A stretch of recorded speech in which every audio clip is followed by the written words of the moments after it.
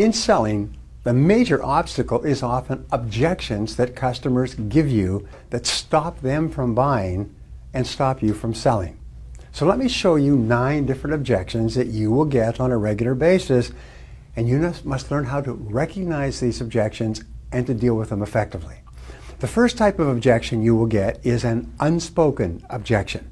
The customer has concerns with your offering but doesn't tell you anything. The solution to unspoken objections is to let the prospect talk more. Ask open-ended questions like what and where and when and how and how, why and who and how and so on. Lean forward. Listen intently to the answers and nod. The more a prospect has an opportunity to answer your questions, the more likely it is that he or she will tell you exactly what might be holding them back from buying. Ask good questions and listen carefully to the answers. The second form of objections you will get is excuses. Now, these are usually instinctive reactions to any sales approach. They're not personal.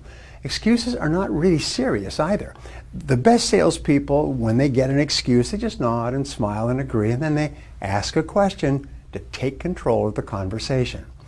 The very best way to handle any initial sales resistance, including excuses and impulse responses, is with these wonderful words.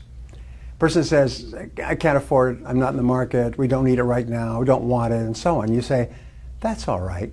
Most people in your situation felt the same way when I first called on them, but now they have become our best customers and they recommend us to their friends and family. This immediately stops people and causes them to say, oh really? Well, what is it that you have then? And their objections just fall away like scaffolding falling down outside a building. The next type of objections are called malicious objections. Because you call on many different people, you'll occasionally call on individuals who are unhappy or angry about their current situations. Since they cannot shout at their bosses or their spouses, they take it out on the friendly salesperson. They take it out on you. Now, these people tend to be negative in their demeanor and behavior. The way to deal with malicious objections is to realize that you are not the target. Your job as a professional is to remain calm, confident, positive, and polite throughout, and then just ask more questions about what the customer is doing and what their plans are for the future. You take control by asking questions. The fourth most common type of objection is a request for information. This is the best type of objection for you to hear because you know how to answer this as well or better than any other part of your presentation. Whenever a prospect asks for information about the results or benefits of your product or service, you're moving into an excellent field position to make a sale. Another type of objection is the show-off objection. Sometimes prospects try to show you how much they already know about your products and services. They make sophisticated observations or they ask you complex questions about your product or service or industry. When this happens, respond by taking the low road. Show how impressed you are by how much the prospect already knows. Boy, you know a lot about this. I didn't realize that. Wow. In other words, flattery is a wonderful way to build a good quality relationship. Remember, when you make a prospect feel important by listening to him or her with rapt attention, the prospect is much more likely to warm up and buy from you in the end. The sixth most common type of objection is a subjective or personal objections. Now, these objections are aimed at you as a person. Whenever a prospect becomes critical of you, it could be a sign that you are talking too much about yourself. If this happens, it's important to make the customer the center of attention, and the subjective objections will stop. How do you do that? You start asking questions about the customer and listening closely to the answers. You may also hear the objective or factual objection. Now, these are directed at your product or service offering and the claims that you make in terms of what it will do for the customer.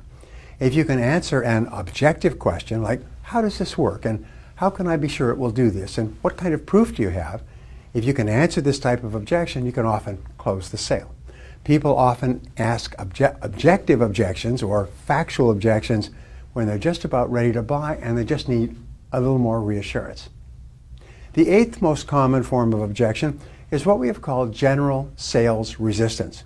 This always occurs at the beginning of a presentation.